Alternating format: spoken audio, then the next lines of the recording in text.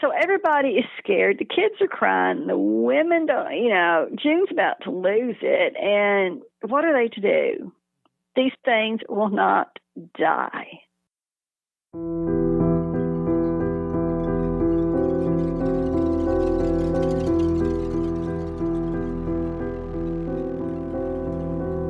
You're listening to River City Mystery Podcast, the show that delves into the Evansville and surrounding tri-state area's mysteries, including unsolved crimes, murders, and disappearances.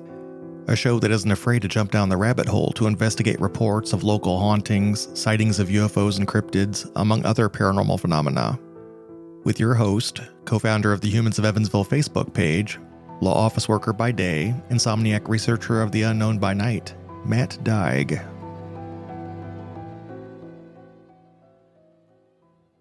Welcome to episode 9. My guest today is someone who has a very unique perspective into one of the most bizarre cases involving a close encounter of the third kind that you'll ever hear. She's the daughter of Elmer Lucky Sutton, one of 11 people who claim to have encountered mysterious beings on their farm in the summer of 1955, in an event now famously known as the Hopkinsville Kelly Little Green Men encounter. And I've just been fascinated with this case ever since I was a little kid, and I'd like to welcome to the show Geraldine Sutton Stith, daughter of Lucky Sutton, and author of several books on the case, including Alien Legacy, The Kelly Green Men, and A Strange New World. Thank you for joining me, Geraldine. Thank you, Matt, for having me. I appreciate it. I'm excited to talk to you. I've just finished both of your books on the case, and I'm really excited to hear what you have to say. You have such a unique perspective on what happened, since you were raised by the family who actually lived it. Yes, exactly. So, I know the story, and, I've heard it. So, I know how they felt. I know what it did to them. I just know. I'm sure not everyone has heard of the Hopkinsville Kelly Little Green Men case. Can you tell us how you've come to understand the events of that evening? Okay. Of course, it was August the 21st, 1955. This happened on my grandmother's farm, Miss Glennie Langford. She owned the farm with her husband. He had passed, so she was a widow. So she lived there with her 3 small children, who were 12, 10, and 7 at the time. And my Uncle J.C. and his wife, Eileen, stayed there with her and helped her out. The weekend this happened, it just so happened my dad, who had worked with the carnival since he was the age of 14, had come in for the weekend. They were stationed in Evansville. So they decided, since they were so close, they would get away for a few days and, get some good old home cooking and see the family for a little bit. So him and his wife, Vera, and their friends, Billy Ray Taylor and June, came in with them. And so they spent the weekend, enjoyed every minute they could, and Sunday evening was going to be their last time, so they were just enjoying a nice, quiet evening. My grandmother had went to church. She had gotten back. Mm-hmm. The guys were sitting there playing cards, and Billy Ray said, well, I'm going to go out to the well and get some water. Of course, they did not have running water in the house. Electricity they did, but running water, no. So he ran out to the well. And as he was standing there getting his water, he heard something he didn't recognize, looked up toward where he was hearing this noise and saw it was an oval object, silver in color, and he described it having all the colors of the rainbow floating behind it. Of course, he didn't know what it was. None of us would have. So he ran in the house, slammed the door behind him. Of course, everybody was just, shocked and looked up at him. Billy Ray, what's wrong? And he told him, he says, I just saw something out here, and it's not right. It scared him. He was pale. He was sweating. His wife could see that, but yet they thought, well, Billy Ray being Billy Ray, he's just playing a trick on us. So they just let it go, just laughed at him and kept on. But he was very adamant about it, and he kept saying, there's something out here, you need to listen to me. Well, my dad, who, like you said, is Elmer Lucky Sutton, said, Billy, take me out to the well. Let's go over this again, because they tried to reason with him. They tried to say, my grandmother said, well, maybe it was a shooting star, and Billy Ray told them, no, I know what that looks like. Well, maybe it was a meteor shower, because they had been having meteor showers that month. Mm-hmm. He said, no, I know what those look like too. It was neither of those. So they went out to the well, and he stood there and he's pointed toward the sky, told my dad again what he saw. My dad tried to reason with him again with what they had just talked about, and Billy Ray's very adamant about it. No, it wasn't none of those things. I'm telling you, there was something out here. Well, my dad told him, so listen, this is our last night. This is all we got left. Let's go in and enjoy the rest of it. There's nothing out here now. So as they're heading toward the house, the old hound dog went running by them, tail tucked, ears down, ran into the house. Well, my dad thought he'd gotten himself in trouble, like maybe a beehive or something, didn't think any more of it. Well, they kept walking toward the house, and lo and behold, they saw something come out of the back of the woods.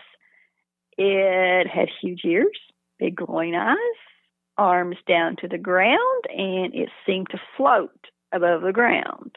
Okay. Well, they both ran in the door, slammed it behind them, and started telling everybody, yes, there is something out here. Well, of course, my grandmother and everybody else thought, well, Billy Ray done got lucky out there to go along with his little trickery trying to scare the girls, because you got to realize these were all people in their 20s, and June was actually either 18 or 19. So, that was their big thing. And so they kept on. My grandmother told my dad, said, you need to just calm down because I got to get these kids in bed, and you're not helping me. And he kept on, Mom, there is something out here. Well, she knew it was serious when one grabbed a rifle, one grabbed the shotgun, one went to the front door, one went to the back. So my grandmother thought, okay, I'll go see Billy Ray, because she thought she could get more out of Billy Ray than she could my dad. So she went out back where he was, squatted down there beside him, asked him, Billy Ray, what did you see? And he told her, he said, Miss Glennie, I hope it's something that you never have to see. So they sat there in silence for a while. They could hear the others talking in the background in the house. And it was, of course, getting dark. And lo and behold, around the corner of the house where my grandmother was sitting, this little being, big ears, glowing eyes, arms down to the ground. She screams. She falls. Everybody hears her. They come running to where she's at. Billy Ray's helping her get up. And she told them, so there is something out here. And lo and behold, they hear a shot ring out in the house. They run in there. Michael J.C. shot one through the window. Billy Ray, I guess he got his big boy pants on by then. He runs out the front door, and there's this little stoop over the door. And he's standing there, and there's this clawed hand that comes down trying to grab his hair. My Aunt Eileen reaches out, yanks him back in the house, and my dad runs out, turned towards the roof where it was at, shoots at it. He hits it, of course. He hears it. Right. Plus, these are country boys that could shoot by the time they could walk, just about. So he hits it. It rolls, floats away. Well, somebody screams, there's one in the front tree, because they had these huge maple trees in the front yard. So he turns, and there it is, sitting on a big limb. Shoots it. It falls to the ground. It floats to the ground, actually, and hits the ground, rolls, and goes away. Here they are. They don't know what these things are. They shoot one off the back fence. They're trying to keep them out of the windows, out of the doors, because it seems like they're trying to come in. They don't know, So everybody is scared. The kids are crying. The women don't, June's about to lose it. And what are they to do? These things will not die. They shoot them. They come up. They come back. What are they to do? So my dad sits them all down and tells them, listen, we're going to get to Hopkinsville. If we can get to Hopkinsville, we can get help, which Hopkinsville at the time was like 7 miles down the road from Kelly. So they're sitting there in silence, trying to wait to find a good moment to leave, when all of a sudden they hear one going across the tin roof. And they can hear the nails clicking and scratching along the roof. Well, this really sends everybody into hysterics. June's really about to lose it. The kids are crying. What are they going to do? And my dad tells us, listen, we're going to get out of this. Just hold on. So they sat there for a little bit longer. It gets quiet again. And he says, let's go. So they hit the trucks and head to Hopkinsville. Here they get to Hopkinsville. Of course, this is 1955. One little officer on duty. Right. They didn't have to have a bunch like they do today.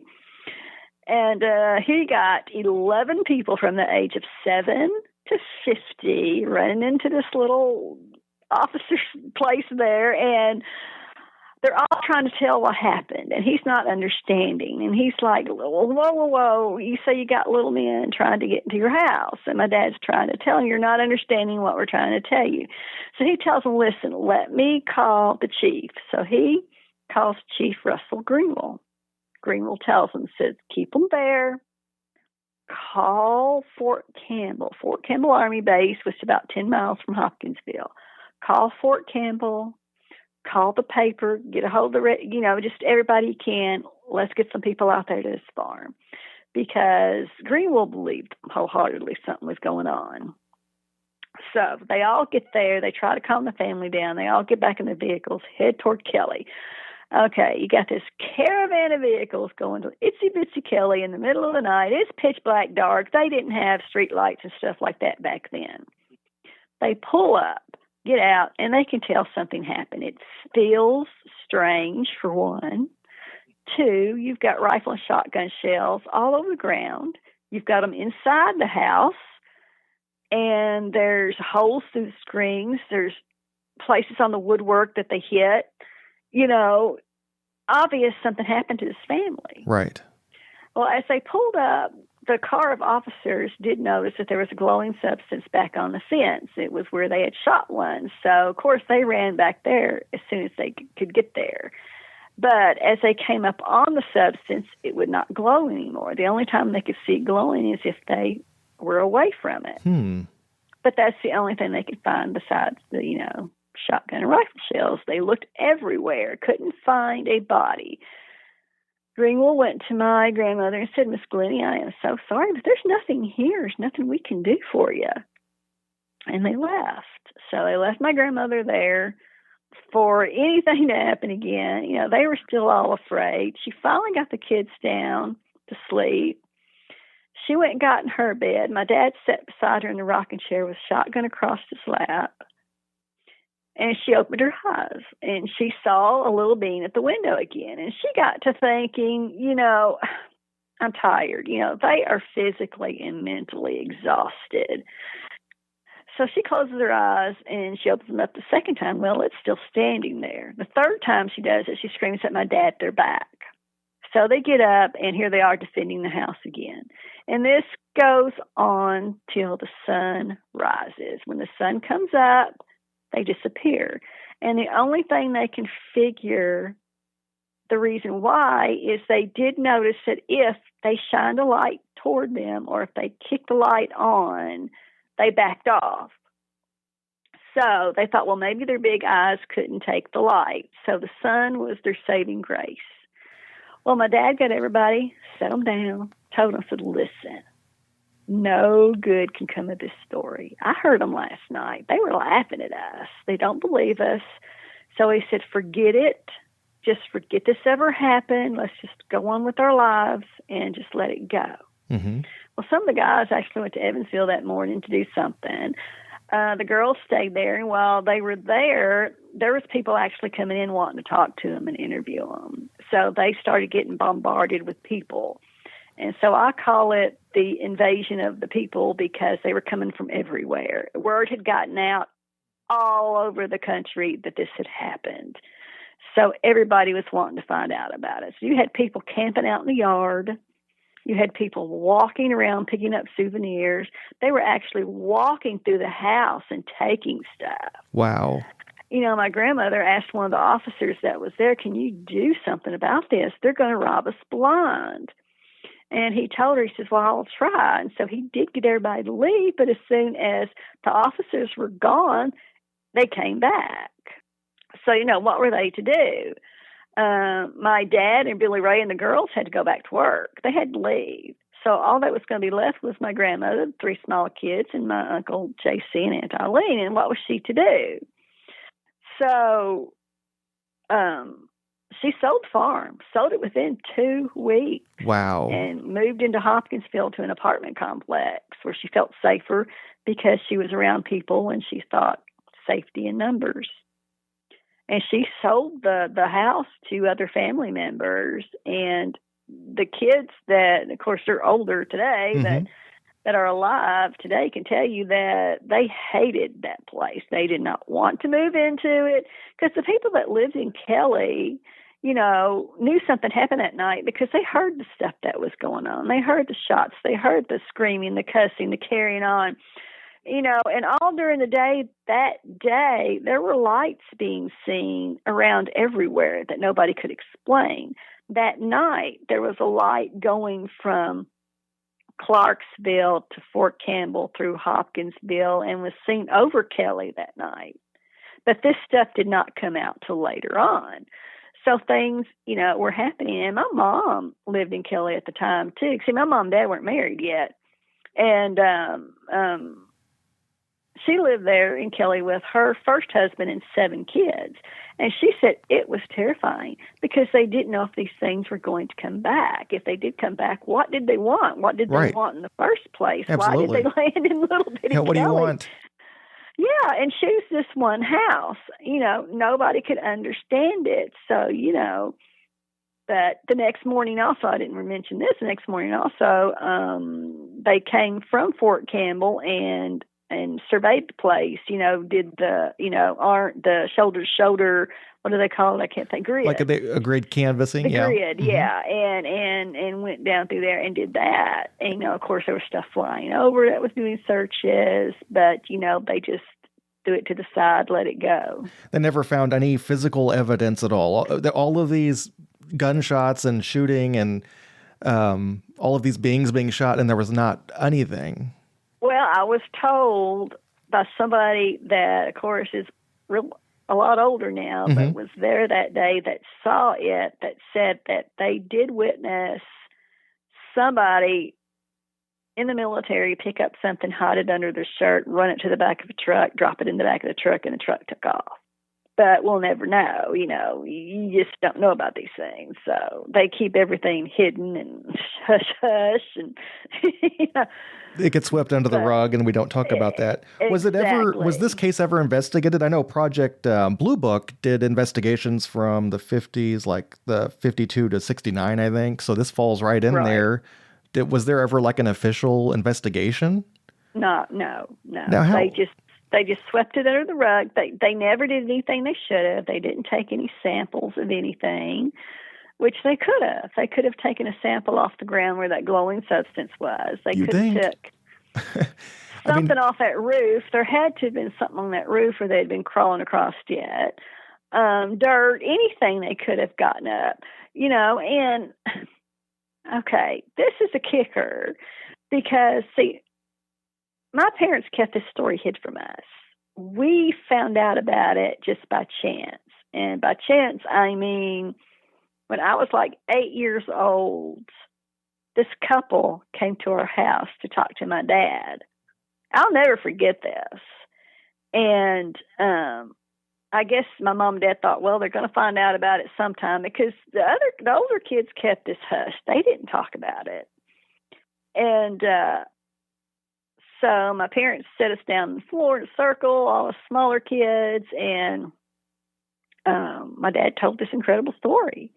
It scared me to death, because I've always loved science fiction and horror. Even when I was little, I loved this stuff.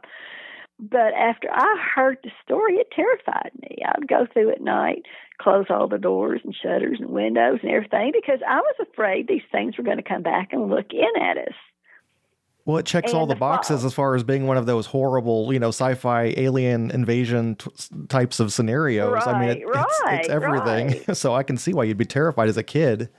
And, back in the late 50s when all these sci-fi movies about aliens came out, So, in the late 60s when I was like 8 years old, of course, I was watching these things. Never even thought about anything that, being real until this story.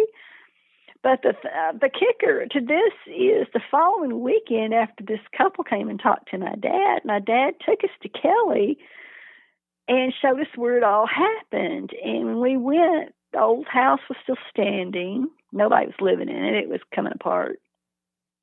The well is still there. It's still there right now. Is it really? Okay. Yeah, and then he took us back in the field where this craft had landed. And sure enough, I'll never forget it. This big round spot was on the ground where no grass was growing. Wow. How big was this ring? Or oval? Was it an oval or was it a ring? It was round. It was totally round. It was like the size. I like to tell people it was probably the size. You know how big a 32. How did they do? We had a swimming pool that big. A 32 foot or whatever you said swimming pool. About that big, I would say.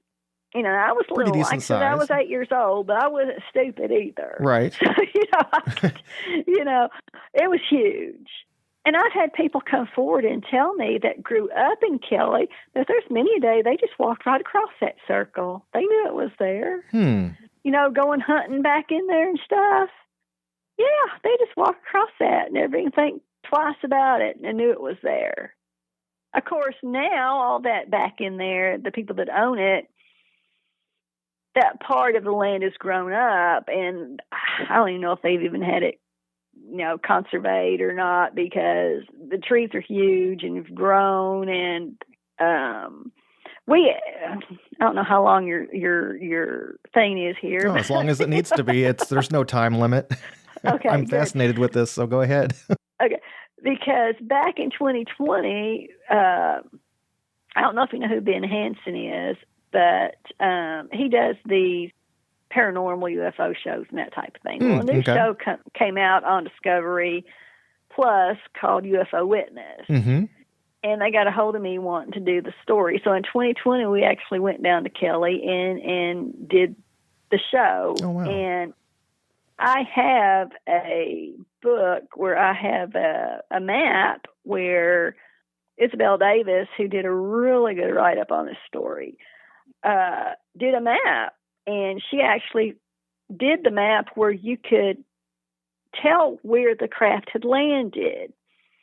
So Ben took this map that I had and measured out everything, and we were actually able to measure out approximately where the craft had landed. And back in those woods, like I said, it was really, really thick. You couldn't hardly get back in there, but he was able to get back in there far enough that he's pretty sure he found the spot, because there is a spot back in there that still isn't growing like the rest of the trees around it. Okay. He took a Geiger counter with him, and it did read. After all these years, it still had a reading in that area. That's amazing. He also brought a metal detector because he wanted to check out some of the trees to see if there were any, shells, bullets, anything like that in there. But of course, you couldn't really go by that, because 55 to now, you've had people hunting back in there for years and years and years. So, But it was just amazing that he was able to get back in there. We went so far, me and my sister did, and then it just got so thick. Ben said, just hold off, because it was getting dark. And he went back on in there with the camera guy and got back in there as far as they could. And then when he got back in there, he got to hearing stuff, and I think it kind of scared him. Because, like I said, it was really thick. And he said, do you know if there's any Bigfoot back in here? And I'm like, oh, who knows? I don't know. There's no telling what's back in these woods. Well, you could blend that episode in with another episode of the paranormal if you did bump into something. Right. So, hey, it could have worked out. Right. But anyway, it turned out really good. That was a really good one. I've done several shows, and I think that was probably I'll have to check that out. Best one. I'll have a link to that in the show notes so everybody can check it out.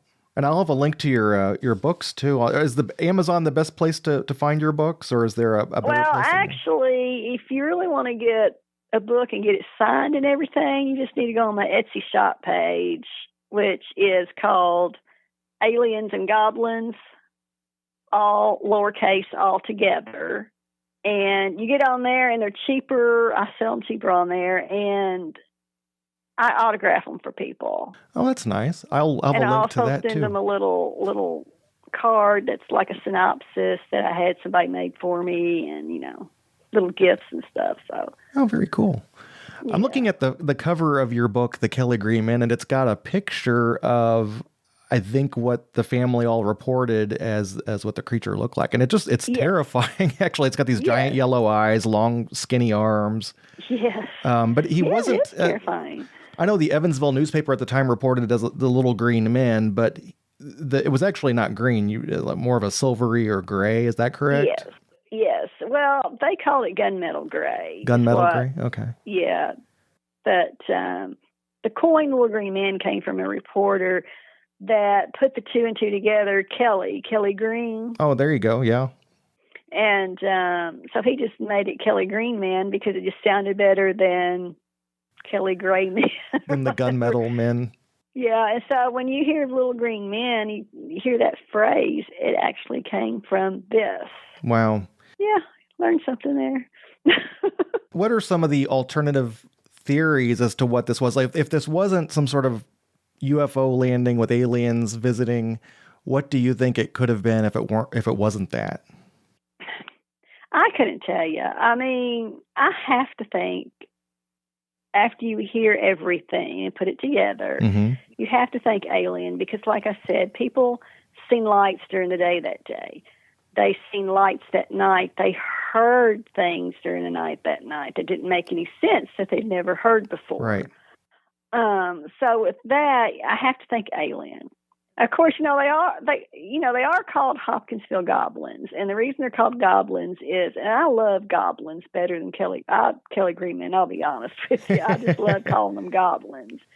But my grandmother, she thought they were something the devil had brought forth because she was really religious, and so that was her first thought.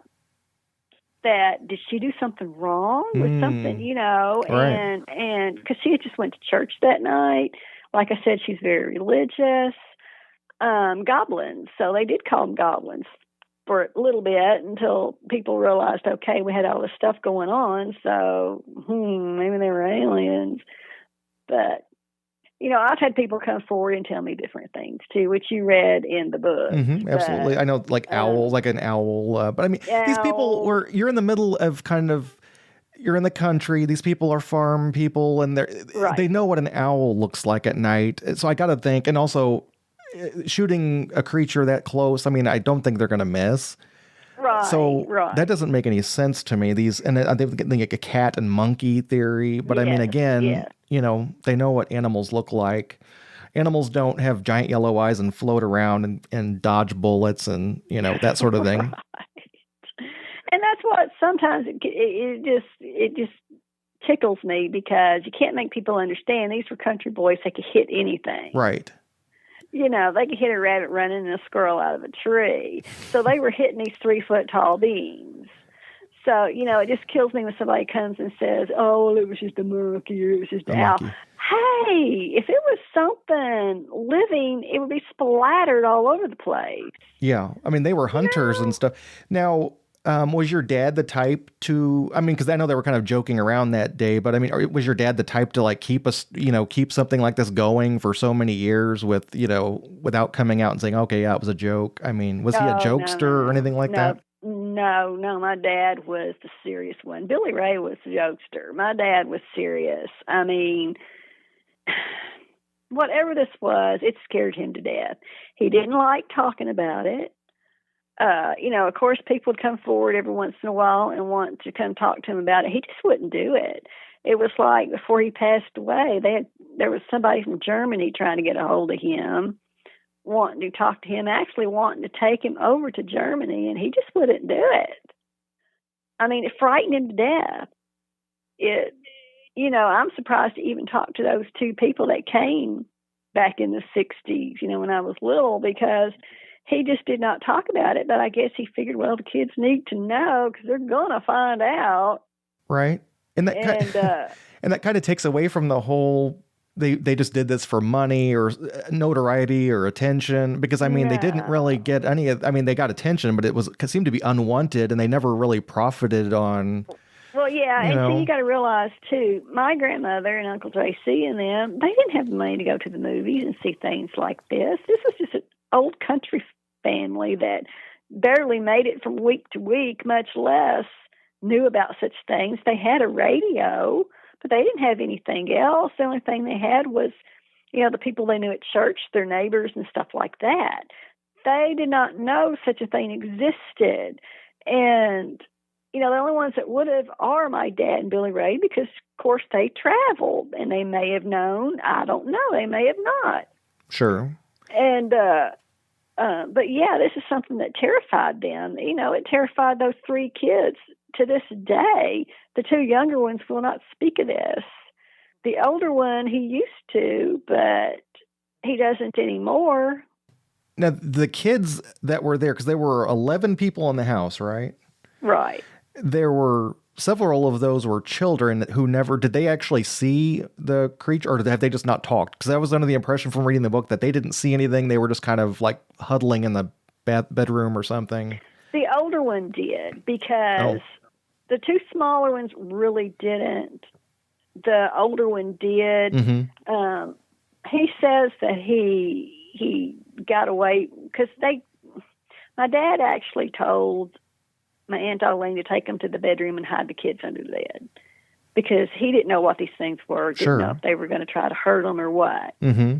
And so my Uncle Lonnie got out from under the bed and ran to the window to look, and he looked out, and there was one outside the window. So he actually seen one. Now, the 2 smaller ones, I don't think they did. They kind of blocked this out because it was just so terrifying. My Aunt Mary, she's a little bitty thing. She's a little bitty thing now. Mm-hmm. And I can't imagine these things were probably as big as she was, if not bigger. Oh, my gosh. Probably bigger because she was tiny. And so I can't imagine. And this is, okay, if you really want to know how true this story is, mm-hmm. this is a good thing I can tell you that will just show you. When they had the Kelly Festival every year, I would have to go and speak. And so they would schedule for me to speak. And so I'd always noticed that my aunt and my 2 uncles would never come during my speaker thing. And no biggie. That's all right. I didn't care. I understood. One year when I did it, my Aunt Mary was there, and I think she must have not looked at the schedule or something. But anyway, she stayed there. She was out in the audience. And after I was done with the story, come off the stage, she come up to me. She was white as a sheet. And she told me, she said, "Oh my gosh, it brought it all back." I said, "What do you mean?" And she said, "It brought it all back." She said, "It's terrifying." It scared her to death to hear that again, because all these years she has put it in the back of her mind and has tried to forget this ever existed, ever happened to them. Then all of a sudden, here I am telling this story, what happened that night. She was there. So she relived it. She was terrified. And if it didn't happen, if it was some made up story, I mean, she wouldn't have had that reaction most likely, because it wouldn't have been. Another thing that kind of makes it more, not to doubt anybody. I'm a natural skeptic. I like to have an open mind, but I do like to kind of think of things skeptically. Yeah, I think that's just healthy. Yeah.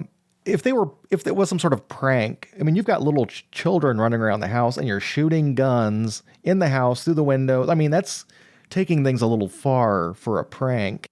Right. I mean, so there definitely was, in my opinion, there was definitely something there that scared the heck out of them. Exactly. There's no doubt about that. And they were shooting at something. And that's what I try to make people understand when I do speaker sessions and book stuff and all that kind of thing.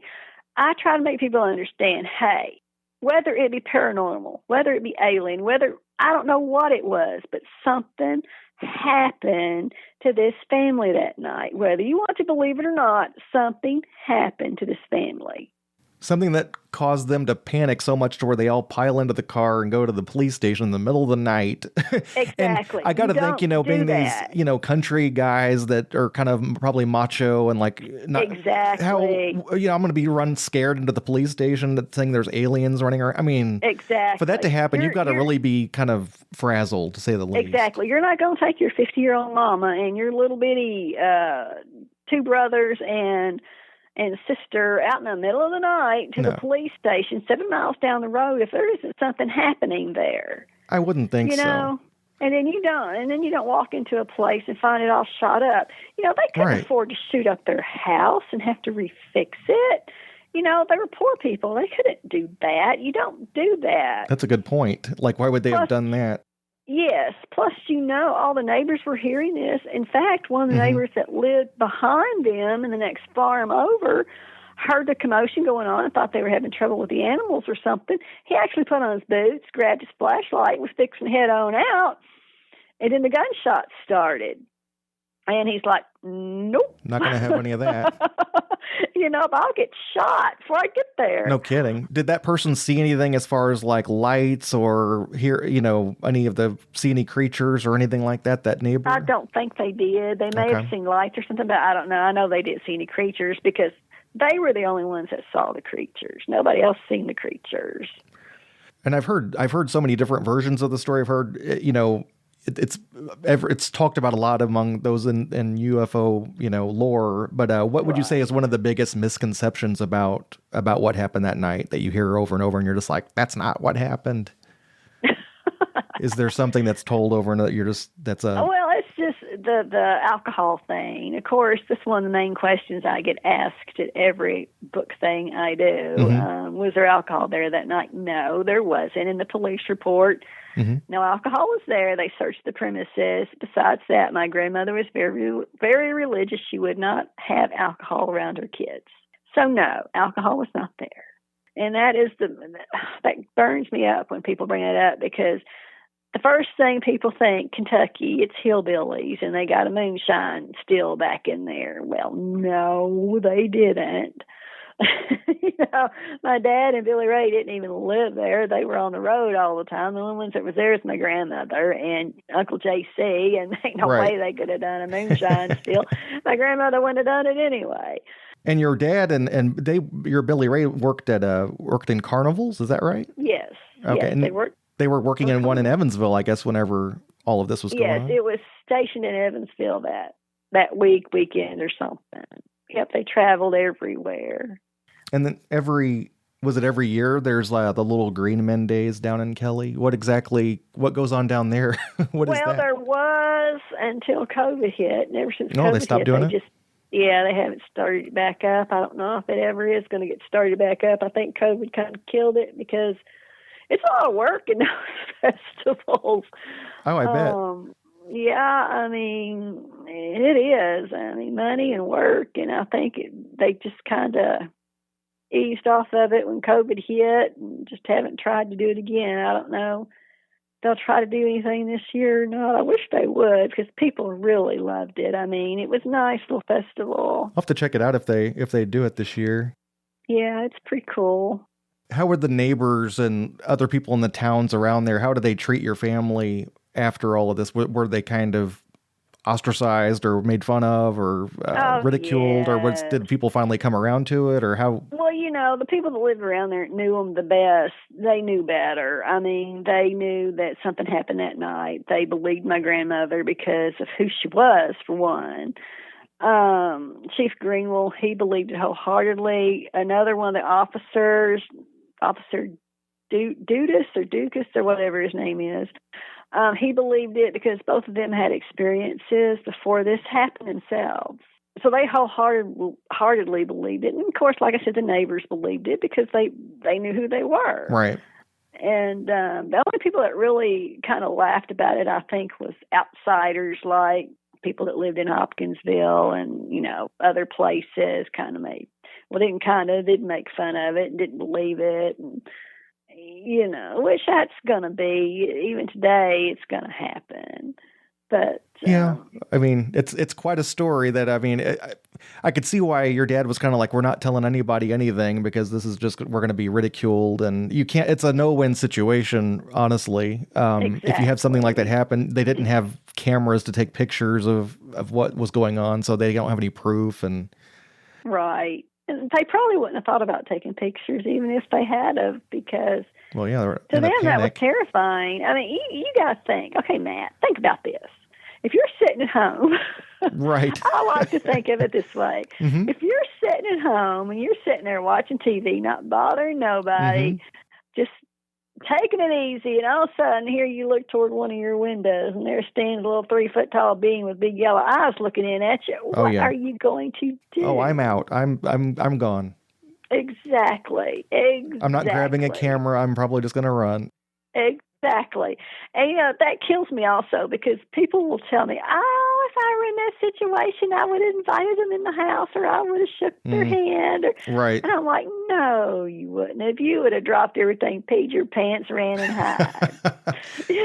It does make you wonder what they were doing, because I mean, they kept coming even though they're being shot at. They weren't really, It didn't seem like they were attacking necessarily, but they were just like curious or something. Yes, and that's what my grandmother was thinking too, because my grandmother, being the person she was soft-hearted about everything. Right. And she thought, well, what if these little things were in trouble? What if they needed help? Well, but my dad, being the man he was, it was like, we don't know what these are. We don't know what they want. I'm not letting them in the house to see, Well, it's not like you guys can help fix their ship or something if it's broken down anyway. So it's like there's no good that can come from this. Exactly. What are these little creatures? Are they here to eat us? What, Oh, no what? kidding. So, that was his thing. Shoot first and ask questions later. Yeah, I can definitely understand. What advice would you have for someone who may have a story to tell, but they're afraid to do so because they're afraid of being ridiculed? What advice would you give for that person? Just find somebody that's going to listen to you, because that's a big thing. Because every time I go somewhere to do a book thing or whatever, I have people come up to me and tell me a story. Never fails, because I will listen. Just find somebody that will listen to you and, not laugh at you. There's going to be that person out there that's not going to laugh at you, believe me, because you would be surprised at people that are walking around out here that have a story that is afraid to say anything. I'd say most everybody has some sort of weird story they've had that they just keep to themselves. Everybody does. Yes, whether it's lights in the sky. I had a girl that I used to work with. She used to go to the next town over to community college at nighttime after work. And she said one night after work, there was these red lights following her. Now from town to town, this is country. So, this is a big, long country, 45-minute drive. And so, she had these red lights following her. She didn't know what they were. They scared her to death. She couldn't tell what it was. It wasn't a car. Mm-hmm. A car wouldn't have red lights in the front of it. And, what was it? I have had people tell me they seen something just come out of the sky and just come right down in the street. Just crazy stuff like that. I've seen lights that can't be explained. Just about everybody has had some kind of experience, whether it be something like that or extraterrestrial, paranormal. I've had people come to me and tell me about Bigfoot stories. It's a whole big world out there. There's all kinds of stuff going on. It's fascinating. Yeah, I agree. That's what makes it exciting. That's right. And I agree. I think that's great advice. Just find somebody who will listen, and everyone else can just kind of slowly wander away and shake their heads, but talk to the people that want to listen to it. Exactly. Geraldine, I want to thank you again for taking time out of your day to tell this fantastic story. I really appreciate it. Well, I appreciate you asking. It's like I said, it's a good story, and any day you can talk about the Green Man is a good day.